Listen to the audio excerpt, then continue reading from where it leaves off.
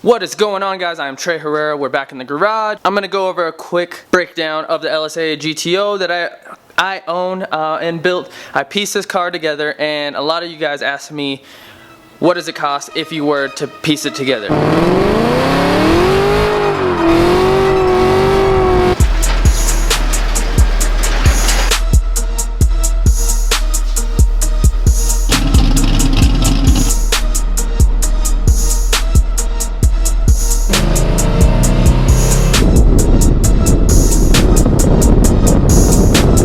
A lot of you guys asked me, what does it cost if you were to piece it together? Now, granted, there is a kit, but if you so choose to do this on your own and piece it together as I did, because you know, most people aren't able to afford the kit, I'm gonna give you the breakdown on what things cost.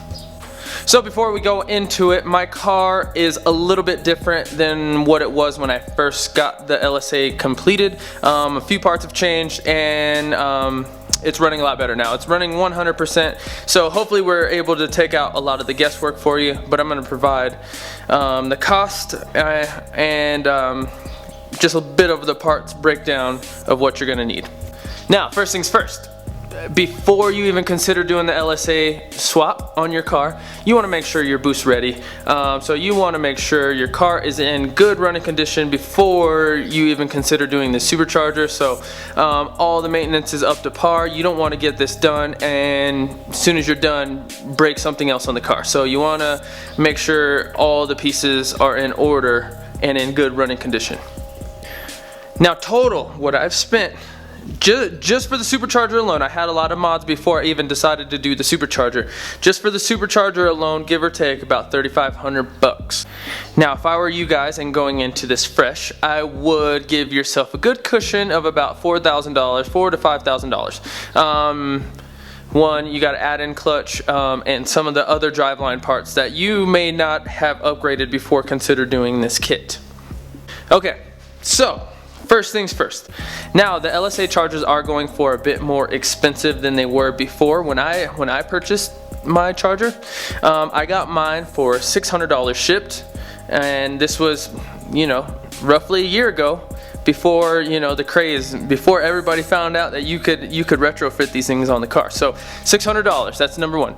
Now, this didn't come with a solid isolator. That's usually the recall on the CTSV, so you need to replace that. Also, when you get the supercharger, you want to make sure the rotors, the coating is in good shape. You want to make sure your bearings are in good shape on the rotor. Should spin freely once you purchase one. A lot of the pieces that I paid for were off of CTSV. I'm a part of the CTSV forums, and you could get a lot of good quality used parts from there. So not everything was brand new. If you were gonna go brand new, this whole swap is gonna cost you a whole lot more.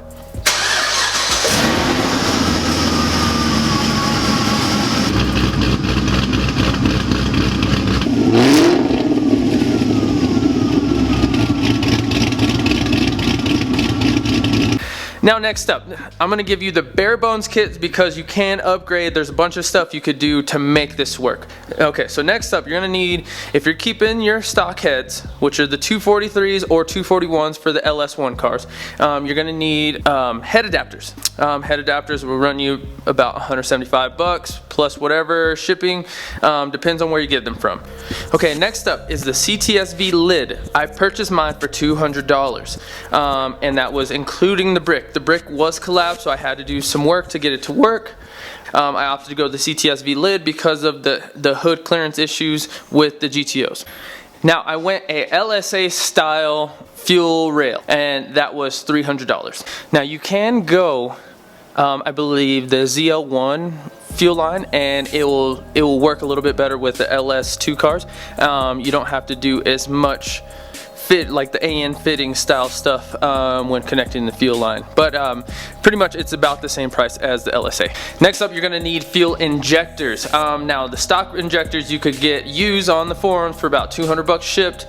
I have a good friend at JNS Performance, JR. He hooked me up, and he gave me the homie hookup of $100, which, thank you, JR.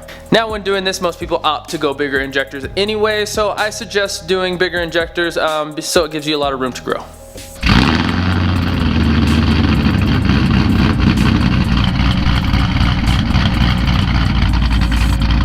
after the injectors, you got a bunch of little parts.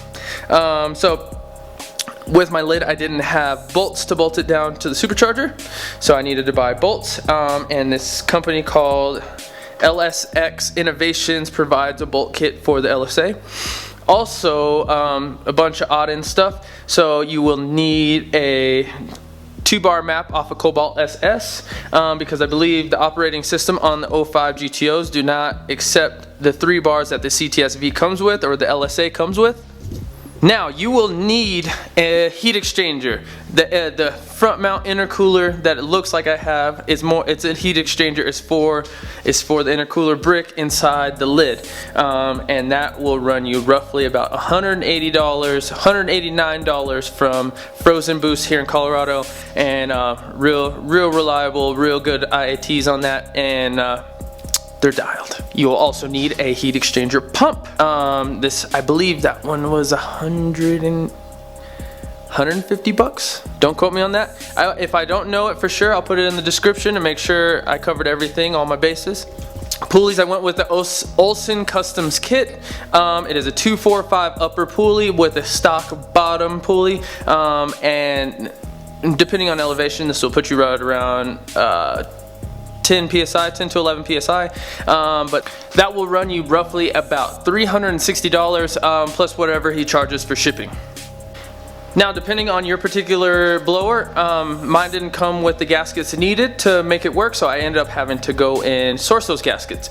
So the inner gasket that seals off the intake, the supercharger, and then also the intercooler gasket, I needed to source those. That was roughly, I'm just gonna put an estimate because I don't remember everything. It was a year ago, but that was about $50 in gaskets. Now you are gonna need to add some gauges into the mix because you want to monitor your car. I'm gonna say roughly $400 in gauges and wiring to make sure you could monitor, your boost levels, your wideband O2, so you could see all your fuel trims. Make sure you're nice in that nice proper 14/7 cruising air fuel ratio, Now with mine, I got away with the LS7 clutch, but I would definitely suggest getting something slightly better than the LS7 clutch. It'll get you by for a little bit, but this setup will definitely give you way more power than the LS7 clutch can handle. I forgot to add the map sensors, roughly like $80, and then if you want to keep your factory emission stuff, the purge valve is right on front of the supercharger, and that one's like $80 as well. So $160 right there. Want to add in your wiring harness. You're gonna have to wire in the IAT sensor because the GTO has a different mass airflow sensor than the CTSV. The CTSV uses a LS3 or LS7 style mass airflow sensor, and the IAT sensor is actually in the lid and not in the MAF itself. Now I would suggest oil catch can because with the added boost you're gonna have a little bit of added blow by, and you don't want to have all that extra oil going back into the intake. You want to catch it somehow, so add an oil catch can at roughly like anywhere from $100 to $200, and this will keep your engine a whole lot safer. You'll be psyched.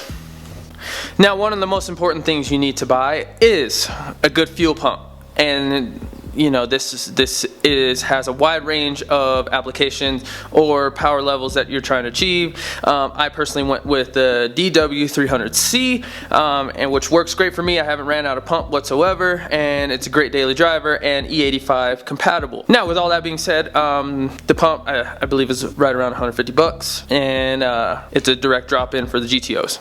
Now, I may be missing a few parts in there, so if I am, or if I think about it, I'll put it in the description. Oh, I forgot to add, I did have my intercooler brick reinforced in the lid, and that cost me $20. I found a guy who welds, and I had a piece of aluminum, and he welded it for me, and it was awesome.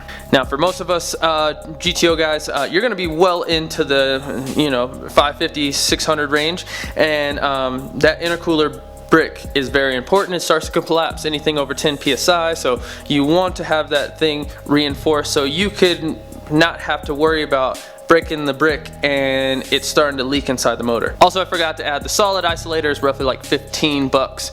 But there's a lot of little meticulous items that you may forget, and that's where I suggest people to buy the kit, because they make it to where there's no figuring anything out. Pretty much you pick what you want. As for upgrades, as for everything else that's a necessity, it is provided in the kit. I forgot to add in the belt. The belt is whatever your local auto parts store charges for a 6-rib.